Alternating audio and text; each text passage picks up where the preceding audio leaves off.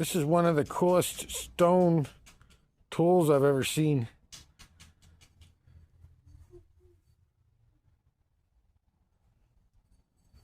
Don't look like much, but the whole edge from there to the back is worked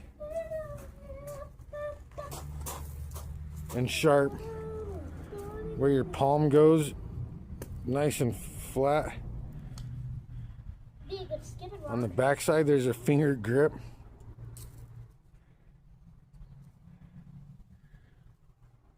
Cutter, chopper, scraper, anything.